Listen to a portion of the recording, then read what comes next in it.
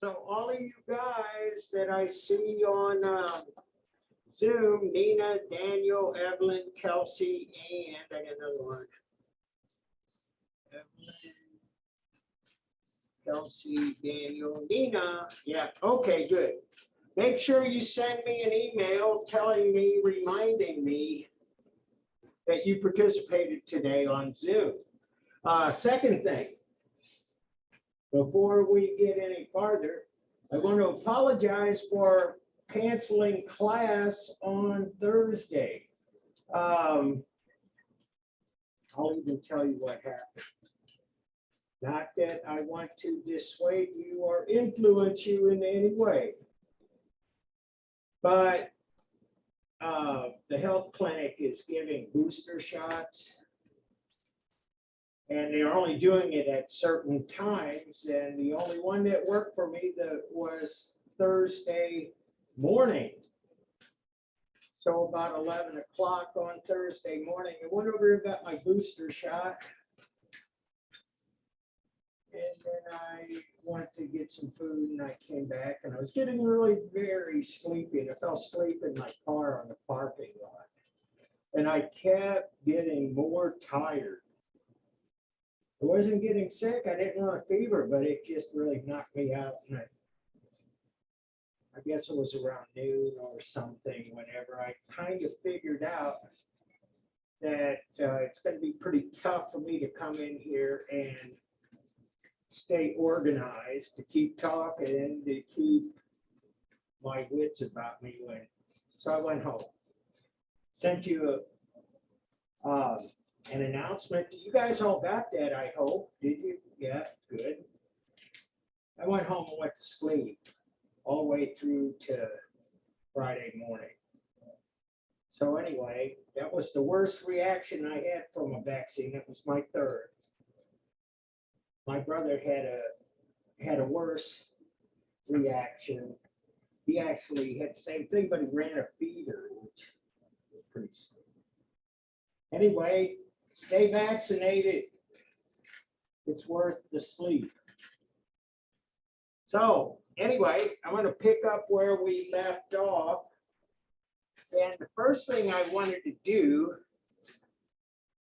on Thursday was to check in with you guys on the status of your group presentation. So first, any questions about that? I still don't have a partner. Okay, and that's Nina, right? Yes. And Tori volunteered, is that right, Tori? To be your partner. I think that we haven't caught up together. Yeah, I don't think so either. Well, let me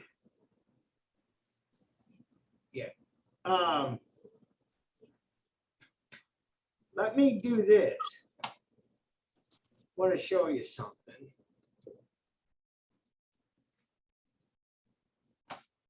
And I'll go here. And I got to make sure you guys can see this. There we go. So on your left-hand hot links here on Canvas, there's a button, people. And guess what? Everybody's email is on that. And let me make sure that this is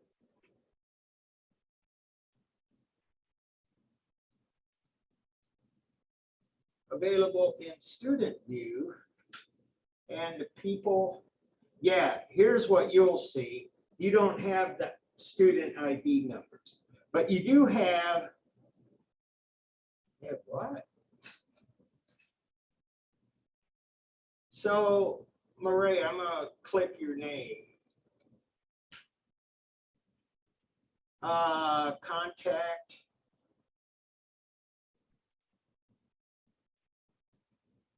No. Okay, well, that's why I'm going through this. looks like you guys don't have a way to access each other. Is that correct? If you go on Canvas and to the inbox, you can actually email anyone from the class. Well, good. That's what I knew there was a way. Your student version of this is different than mine. And I don't have an inbox for my student view. But who gave me that tip there? Was that Kelsey? Yeah, it was me. Okay, good. Thank you. You're Yeah, welcome. I knew there was a way that, because we do so many things with a lot of courses, that there is, because I teach on the online section, they all have discussion and chat and stuff like that. So I knew that that had to be a thing. And so that's how I need you to do it then. Go to your inbox. And as long as you know who your partner is, you can email each other. And if you're not sure about that, might want to do it like real soon. And once you, it's like getting a phone number over your phone. Once you have it, you have it. You can reply and you got it in your contacts. So Nina, are you good with Tori being your partner? Yes, I am. Okay. I give you my blessing on that. What about you other guys? Any other issues, problems? Any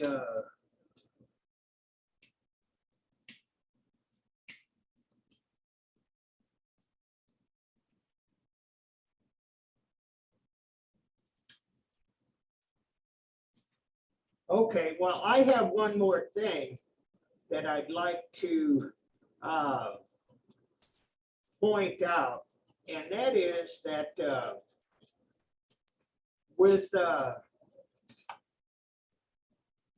I'm actually getting some of these turned in.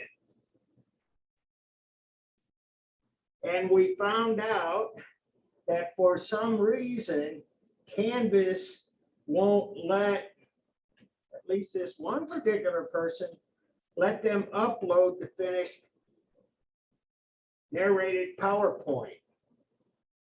I checked my end because it turns the PowerPoint when you narrate into an MP4, which is a movie format. She sent it to me via email. And I got it. And she said, well, maybe over the weekend, maybe Canvas is down, you're doing maintenance or something.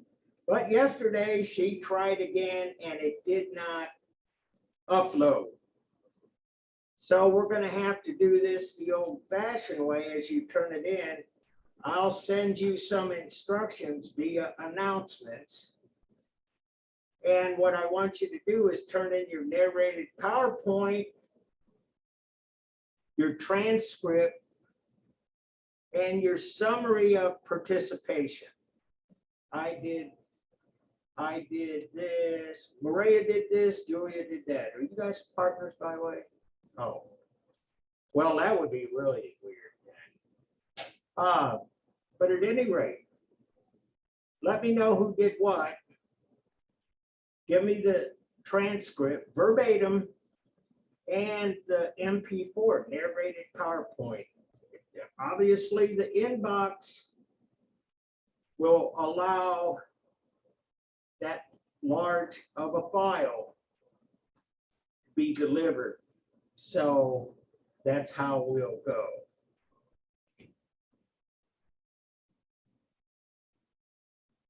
Any other things? Yeah, Gabriel. I might have to adjust that too, but what I have it do is the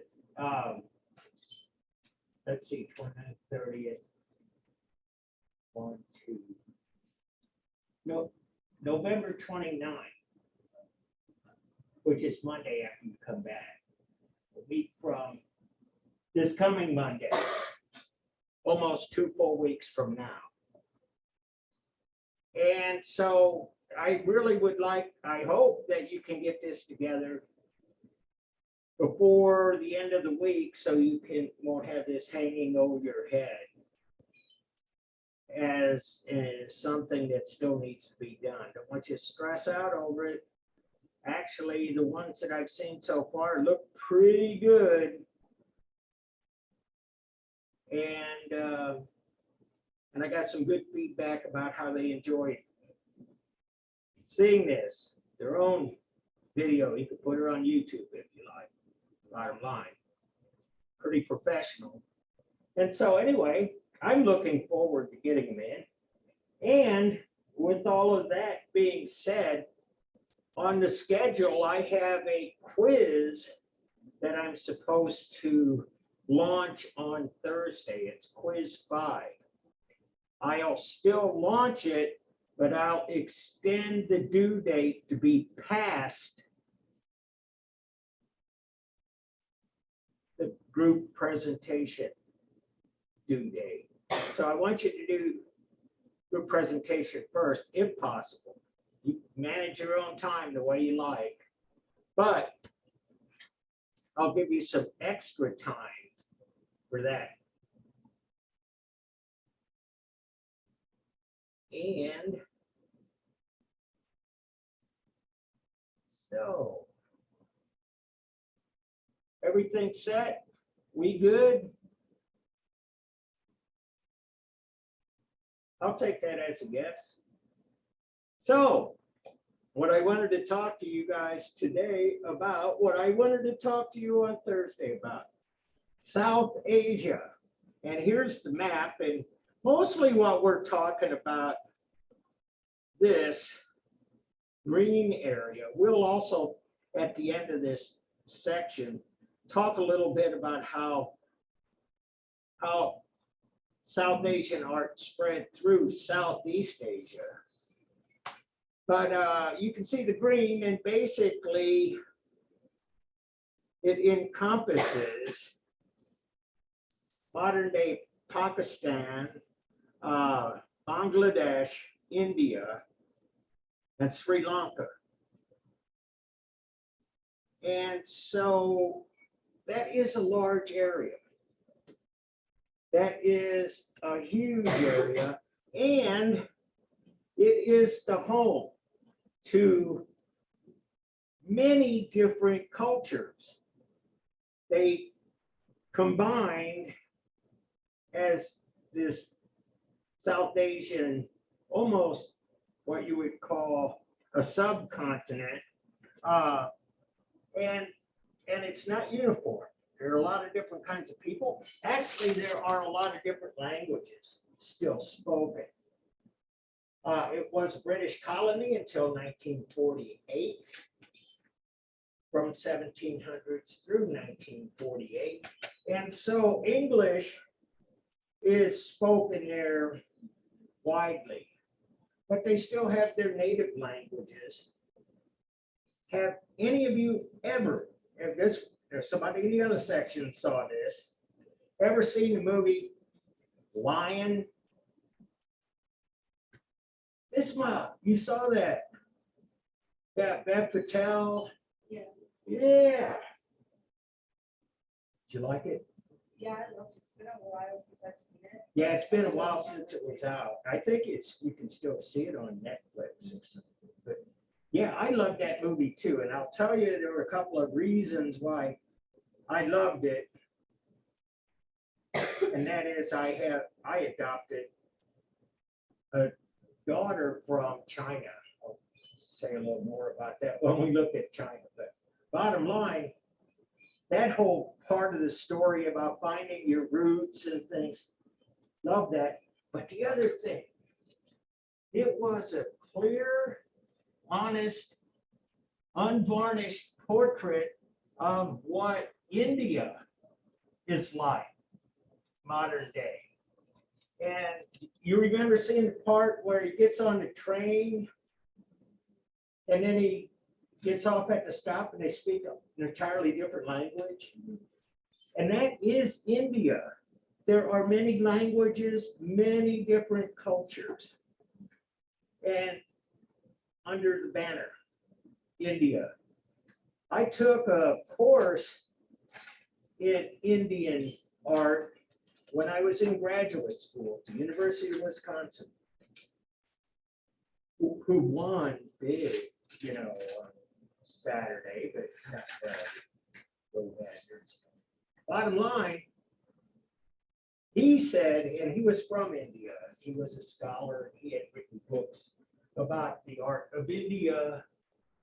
And he said, this was first day of class, he said, you guys in America, you call yourself a melting pot. Well, I don't think so. You guys are more like a salad bowl.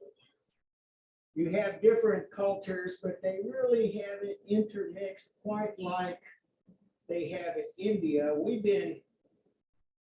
Our culture goes back 4,000 or 5,000 years, and we are a true melting pot. And there's no other, I think, better example of India as a melting pot than if you look at the Hindu religion. And it goes back 3,000 years or more. We don't really know. There isn't a single established authority. It's kind of a belief system that's all inclusive.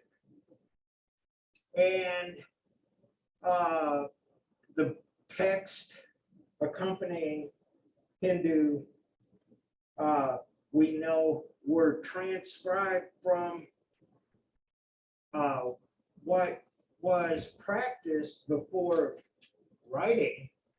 And that was that they had these chants. They were like poems, they were like songs. And there were these things that they would sing or recite. And they were these little adages or poems, prayers, if you will, about how to be a better person. And finally, they put them together and they call those the Vedic texts. And it's a story of a lot of gods. And that is something that persists to this day in Hinduism. Polytheism, lots of gods. And that makes it kind of different from most of the Western religions that we've been kind of steeped in to this point.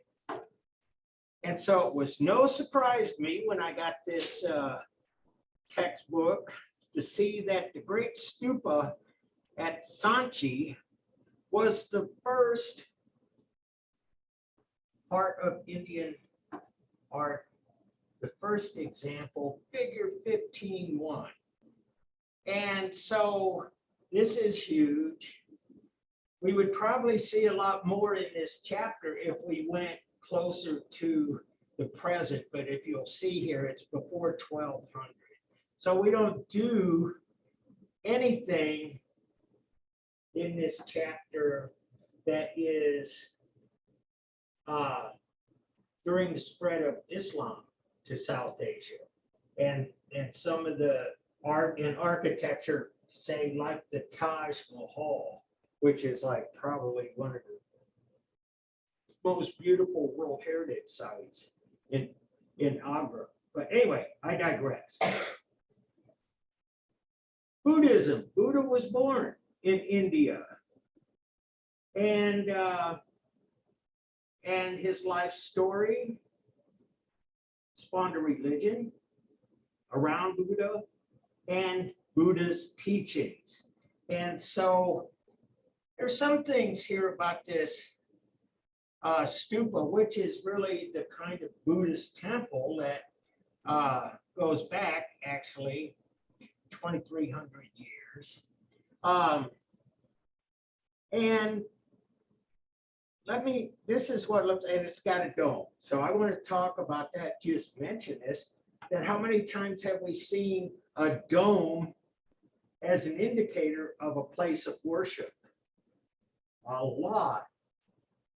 We've seen that in Hagia Sophia, the mosque in Istanbul. We see that in the Pantheon in Rome, all over. So yeah, that's kind of almost like a universal symbol of a holy place of devotion. And this is set up a little differently than most. I'll show you how this is. This is an aerial view of what we're seeing on the photo. And it's set up so you come in, this is the gate. The gates are called tornas. By the way, that big east torna of the Great Stupa. These are the gates, and they're heavily decorated. They're large, and they tell stories about the Buddha and about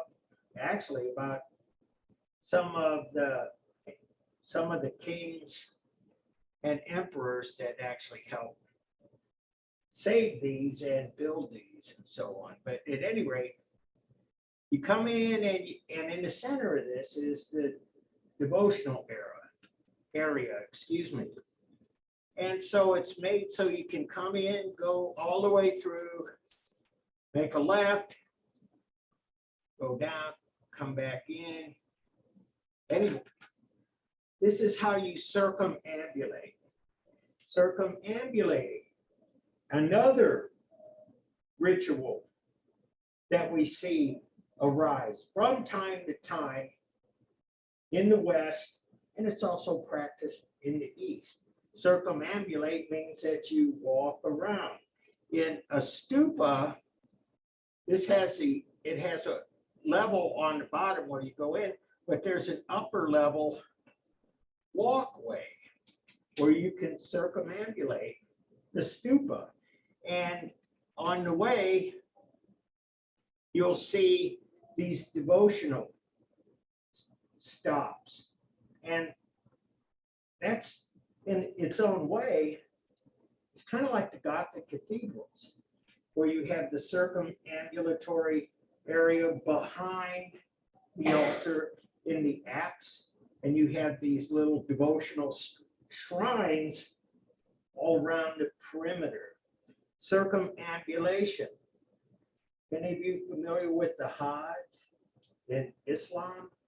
The pilgrimage to Mecca annually, and you see thousands of people circumambulating there, walking in.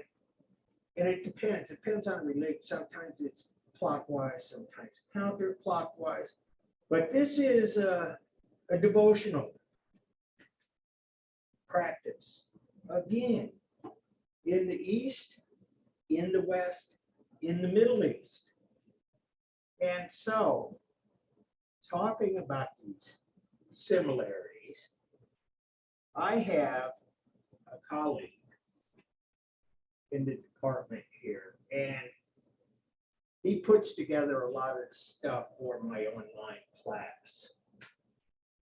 And he has this phrase that he uses often. I think it's brilliant, and I'm going to steal it from him to tell you. And that is, he goes with this notion of shared ideas. And all of these things that I'm talking about the similarities between South Asia, Middle East, Europe, Northern Europe, and so on, he will call those shared ideas. Does it mean that one came from the other? We don't have to look at provenance. We don't have to say, okay, this person introduced this to this culture at this time. Not worried about that. You were trying to figure out if this was an authentic Leonardo da Vinci painting, you would need that kind of authentication. You would have to establish, again, provenance.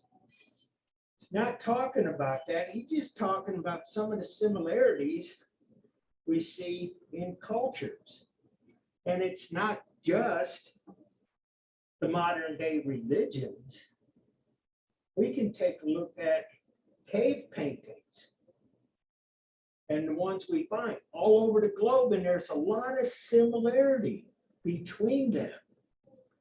And one of the similarities being that you see a lot of animals, a lot of large animals depicted, painted on the cave walls.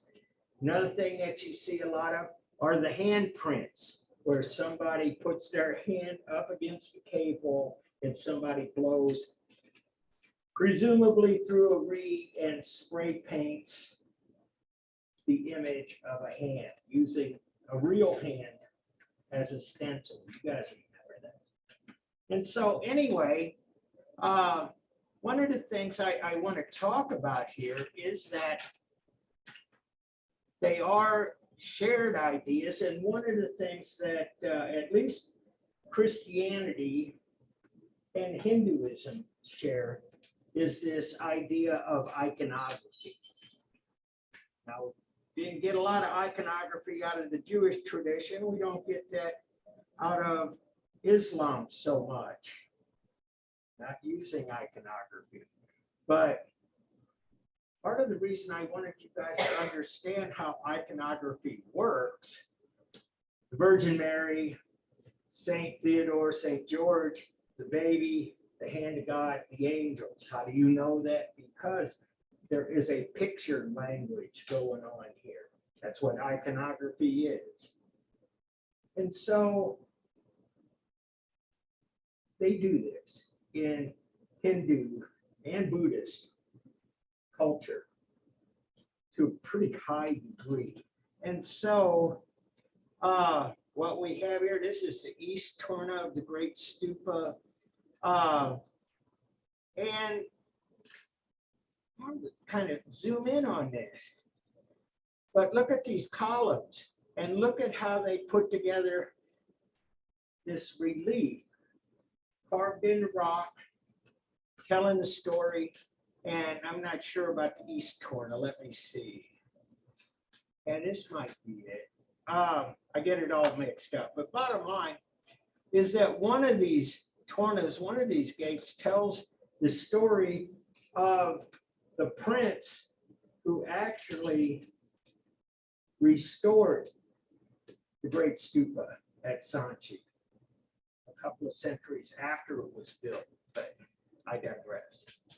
And so anyway, this kind of storytelling, that goes back, we've seen this in Mesopotamia. We've seen this in a lot of places over time. And so here's it, South Torna. One of the things that I'd like to point out is on top of these, and this is an early stupa, it has these things called chakras. And they look like umbrellas, one on top of the other. That part of the stupa will, in time, over centuries, evolve into pagodas, because as it gets adopted by Buddhism, they start looking at this kind of structure as symbolic of levels of enlightenment. And they're larger at the bottom and smaller at the top. We'll talk about that when we see China as well. And so this is the interior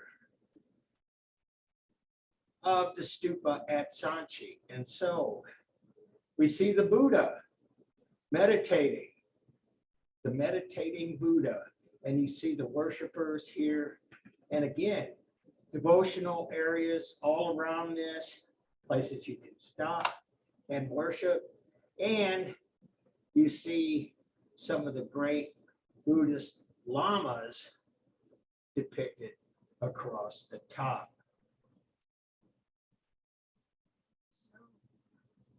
Circumambulation, a dome, devotional.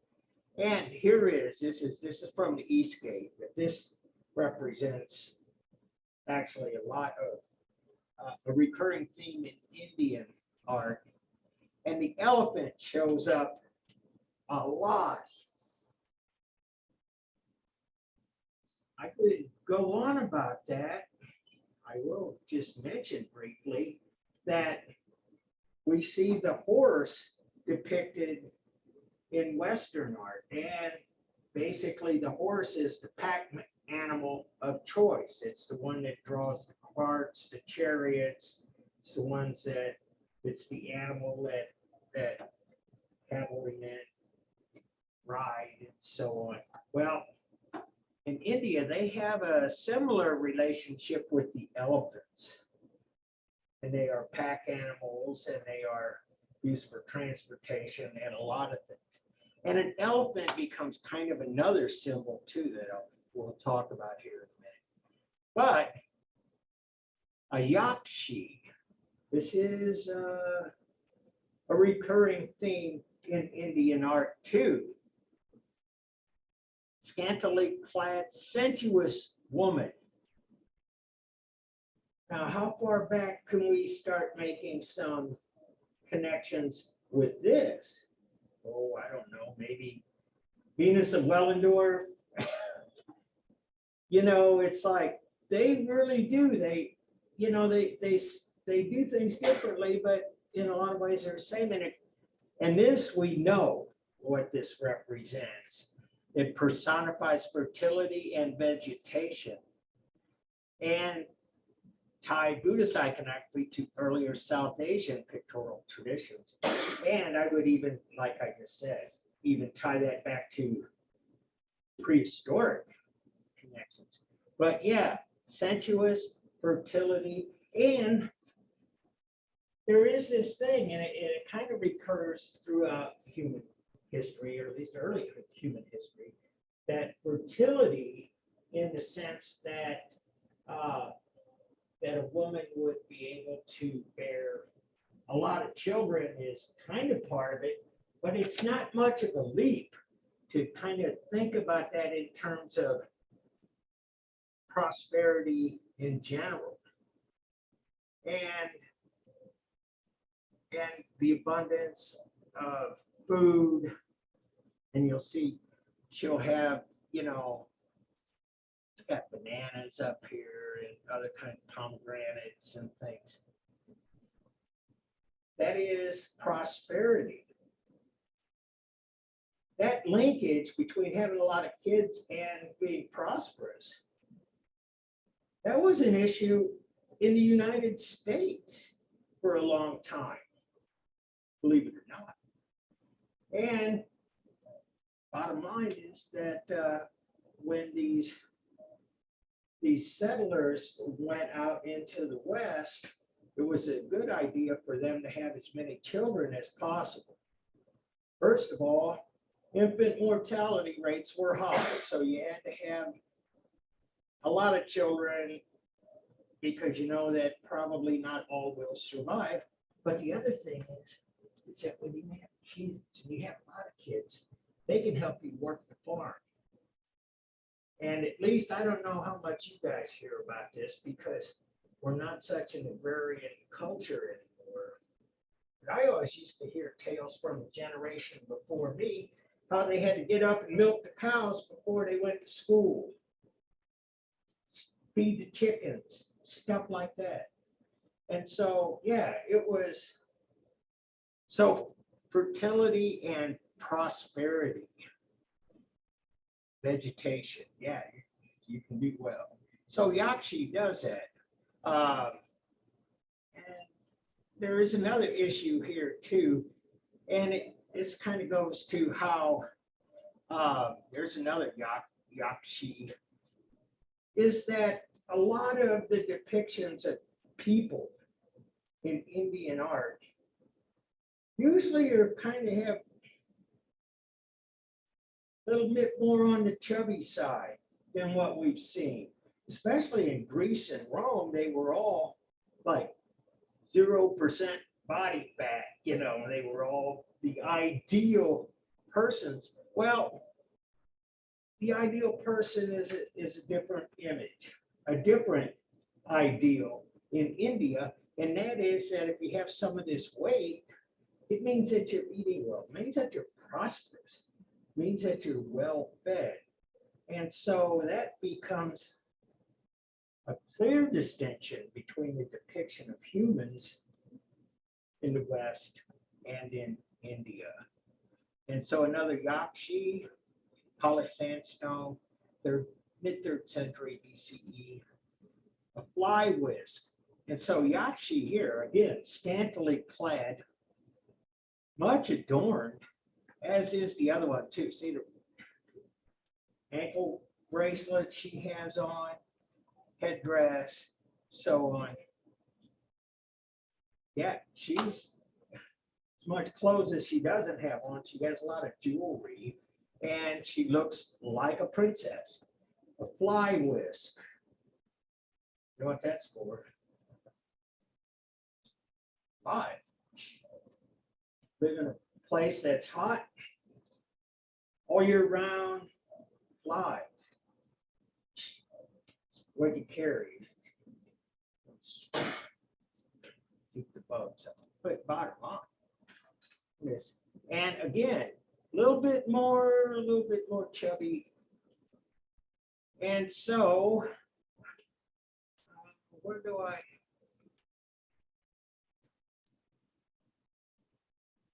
I'm going to play this. I forgot which, because it was Thursday, but I want to bring it to you. And see what this video has to say. I think this is, yeah, this is the Great Stupa. And I'd like this video for what it says and for the views that you get in 3 dimensions.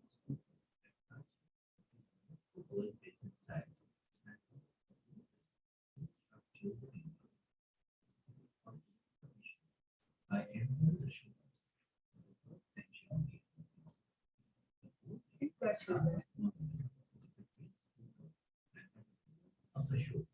There's the Yakshi right there.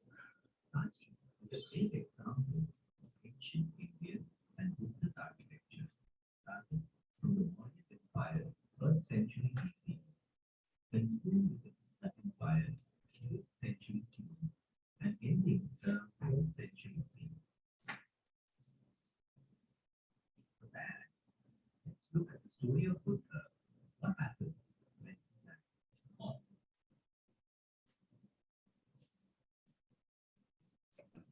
It's still on the slide for the notes. Turn the volume up. No, you're still on the slide for the notes. It's not showing. Oh, you. I'm sorry. I didn't get you. I didn't do the screen share. Sorry. That's okay. Here we go. Thanks. That's got it now. Yes. Okay. Front face of the right pillar of modern Islam shows the essence of Buddha, a miraculous ladder attended by Brahma and Vishnu. Second pattern shows young Siddhartha giving his father's hand. Third pattern represents Buddha teaching the Shakya. Buddha died in Kushinagar around 480. According to Mahabharata Sutta, after his death, Buddha was cremated and the ashes were divided among his followers. Now this is where it gets very interesting. The king of Mallas brought the relics of Buddha to Kushinagar.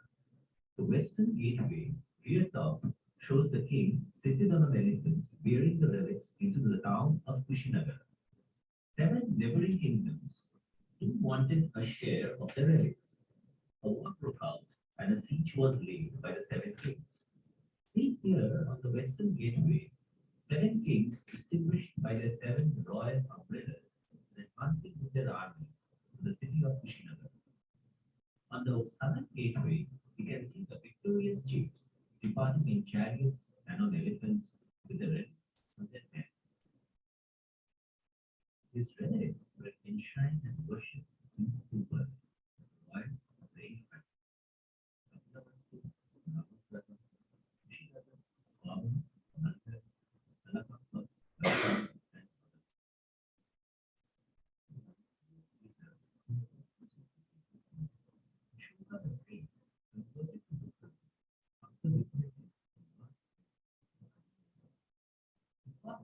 many Muslims The left figure on the paper is showing so that then with the whole tree temple is shown in one perspective tries to gather the ancient. However, he could get only 7 of them. He went to secure the village from Ramakama as he was opposed by also others there. This act of resistance is shown here in the southern gateway. Ashoka 84,000 boxes made of gold, silver, and silver. He elected 84,000 super. Yes, you heard it right, 84,000 and 18 boxes inside the super. Even today, you can see them from Taxila in Pakistan to Nalanda in Bihar, from Sachin in Madhya Pradesh to Sannati in Karnataka. That's the story of Sachin Super. It is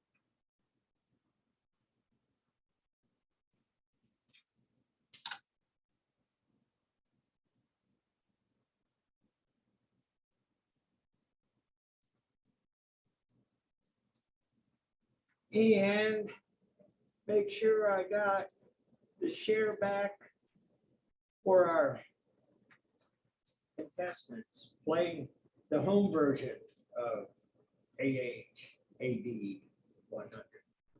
So, couple of things. One is they talk about in the video about the Emperor Ashoka and trying to consolidate all of the ashes from the cremated Buddha. And he had to go to war to do that. And you see, they drew the map with 7 or 8 different kingdoms there. And it was just really a small fraction of the Indian subcontinent. That is the kind of diversity we were talking about. And what Bisma and I were talking about the different languages and stuff too. But bottom line is that putting someone's ashes in a reliquary, we've seen that already too. That's a different practice than some other cultures would do, like mummification, for example, or burial,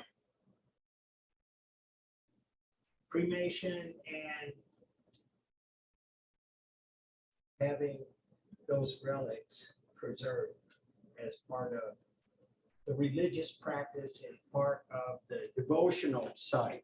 Anyway, I want to show you this too, because this is kind of interesting, at least to me.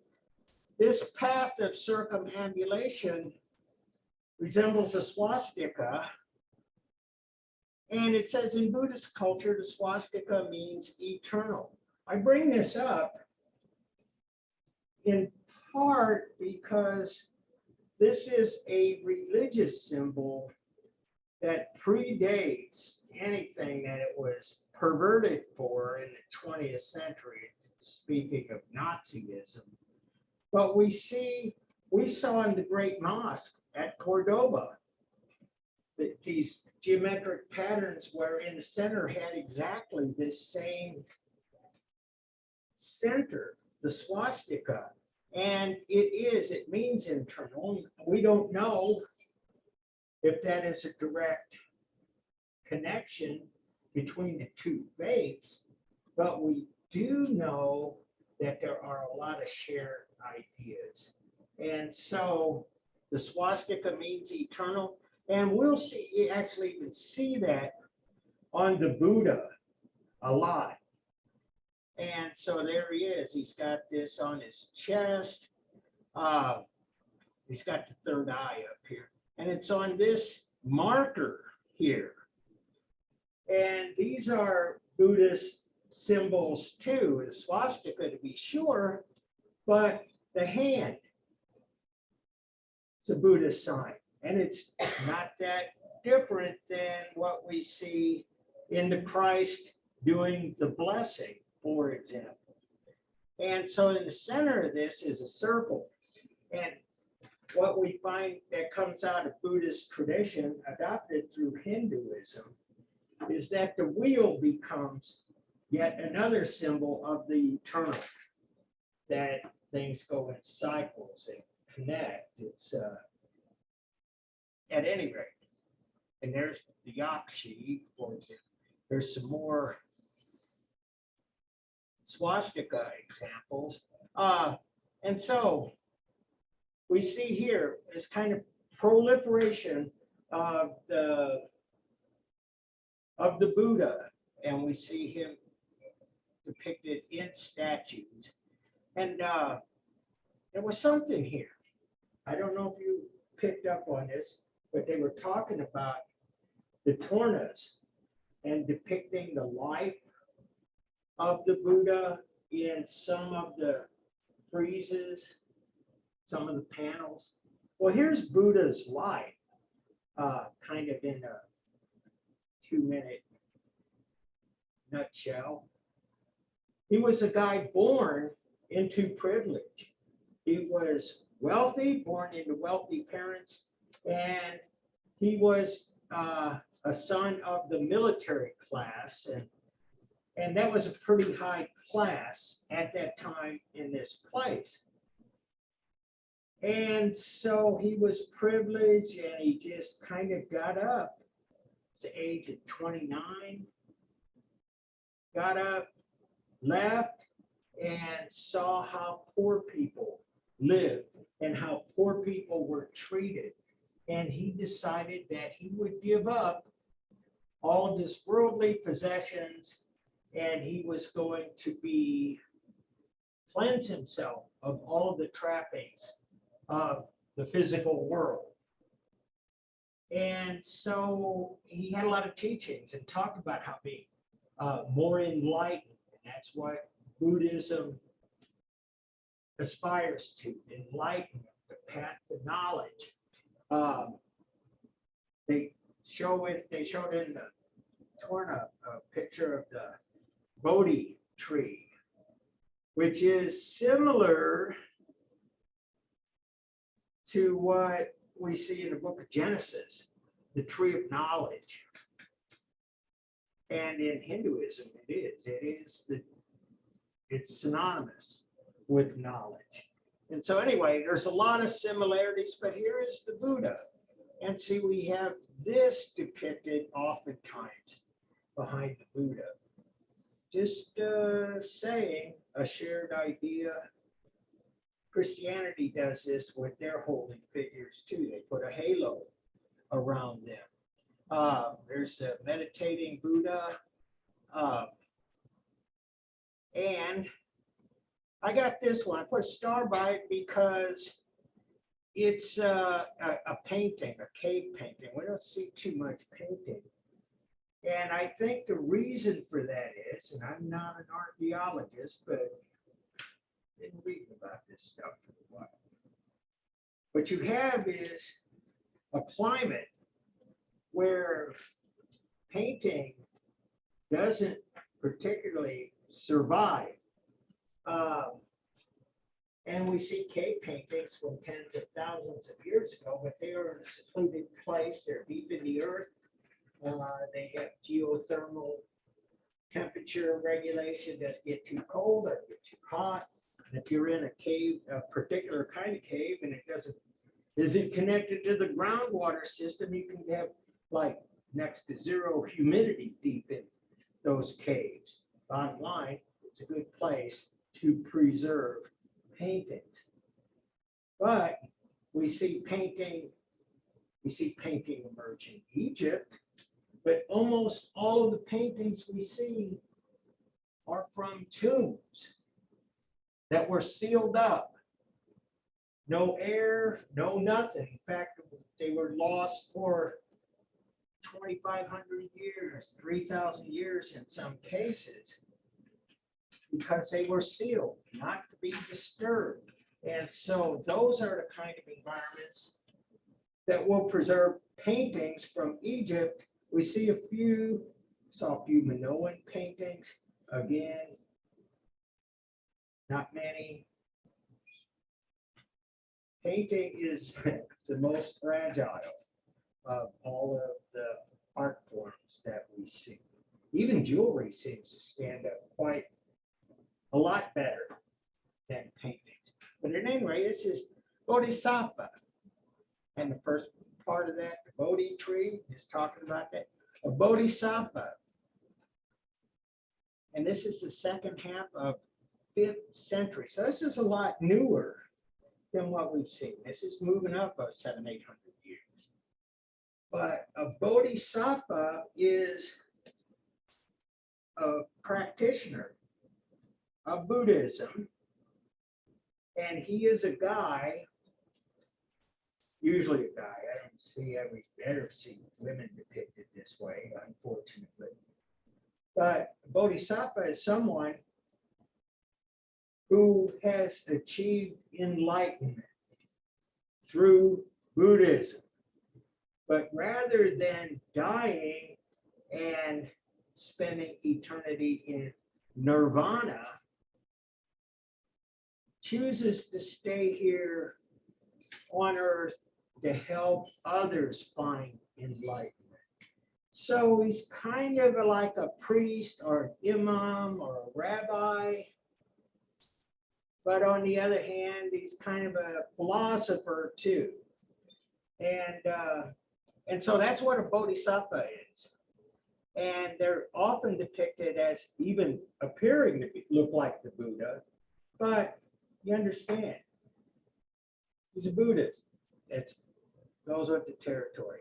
The life and death of Buddha, and this is from Pakistan.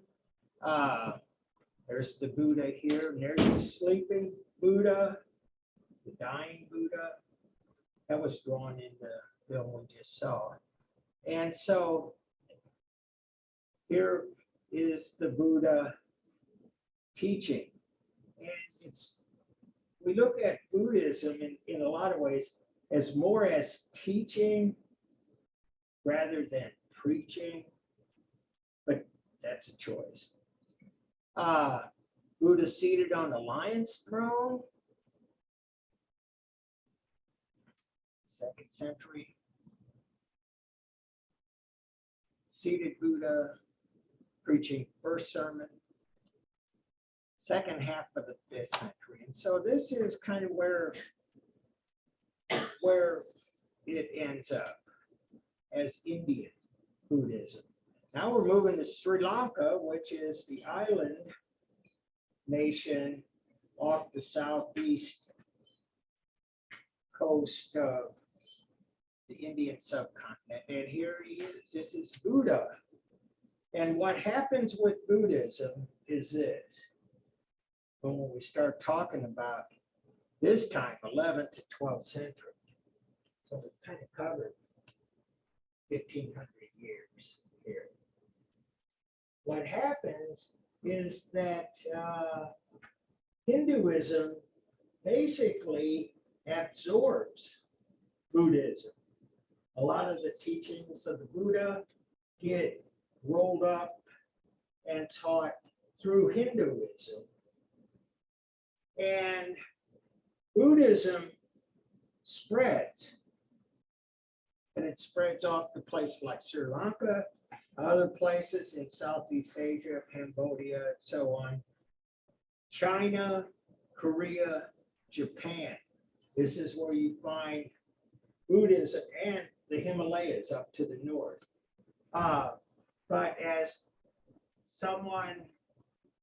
a religion that originates in India, it's not such a big religion. It's part of Hinduism. I know that doesn't, it sounds kind of odd, but we have done this before. Religions that arise and get absorbed into a belief system that predates. We'll talk about some things. How about Christianity? We got a whole Old Testament that's from Judaism. Judaism is incorporated in Christianity. Islam. Look at the life of Jesus. Jesus as a prophet incorporates some Christianity, some Judaism, and the prophet, Muhammad. So anyway, the idea of building on religions, and it's not unique. In fact, it's another one of those shared ideas from culture to culture. And so the Great Bath, this is kind of an interesting thing too, if you read about it in the book. Mohenjo-Daro. And this is a city in Pakistan. And it's just what's left of it, all of the bricks. This stuff was covered in a substance that was similar to asphalt. So this is not what this looked like at the time, but this was all paved over the top. But this place had running water. It had a public bath. It had indoor toilets. It was like way advanced civilization. And if you look at the date, 2600 BCE. So advanced culture existed in this part of the world for a long, long time. Ran concurrently with Mesopotamia and Egypt, and well before the cultures of Greece and Rome. And so, nude male torso, Harappa, Pakistan. And again, this is that South Asian. Talk about being a little chubby as being more the ideal. No six-pack, not very well cut, just saying. And can I tell you, I want to tell you this story. That class I had on Indian art was like extremely tough. And for the exam, because I was a graduate student, it was an oral exam, and he showed me individually pictures of artwork, and he said, "What is this? Where's it from?"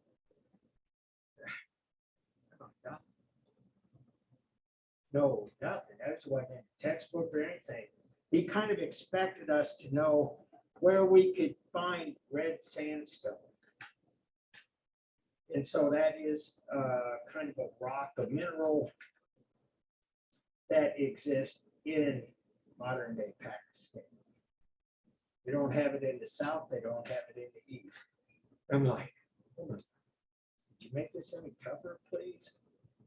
But at any rate, we think that there were arms that and some other kind of ornamentation. But again, this is just more proof that civilization existed long before. And here's a male figure, same era, a little bit newer, but they have these 3-leafed flowers. And this is a motif. Motif, I mean, a recurring pattern that we find in Mesopotamia, almost identical to what we see here. So scholars really do believe that there was some exchange. You take a look at the map, Pakistan, right next to Afghanistan, but also Afghanistan borders Iran, Iran borders Iraq, and they're all connected. And so this is a seal, and this is really pretty old too. But this more speaks to the level of sophistication. It's a seal that we're not exactly sure. See that steatite? That's a kind of mineral that was kind of stuff on my exam. But bottom line, want to see this? This is all done in reverse relief. Suggests that they had probably used this to authenticate important documents. Sealing wax, put the wax down, put the stamp on it, leaves this image, proof positive, it came from the authorities. And so, again, you know, it's just 4,300 years ago. So yeah, advanced civilization. Lion pillar, and this is the BCE. And this resembles some monuments that we've seen so far too that emerge in the West, especially the Romans were really big about erecting pillars as monument. And here's the lion capital. And this kind of shared position of importance for lions. We've seen that almost since the beginning that we started looking at civilizations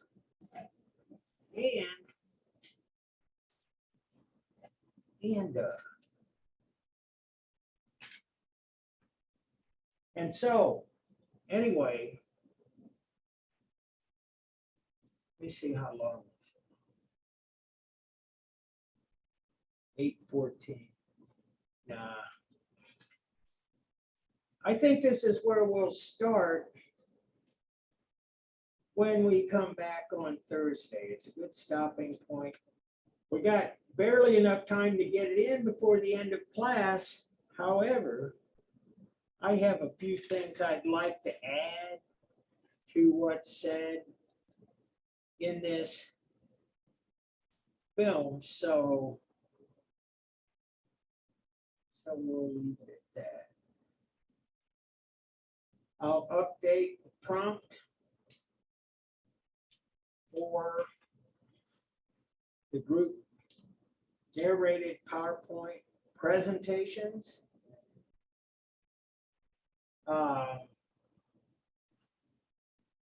And as Kelsey said, you can get, if you need your partner's email, you can get that on the directory. See, I gotta admit, when you're the teacher, you can get a lot of information up here. But any more questions? We'll begin with the three major religions of South Asia: Jainism, Buddhism, Hinduism, and look at Hindu iconography Thursday. Until then, be safe, be smart, behave, be back Thursday. See ya.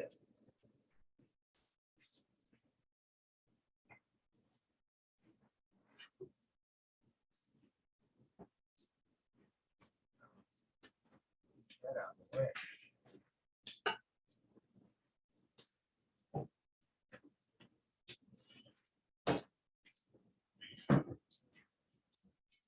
My God. Yes.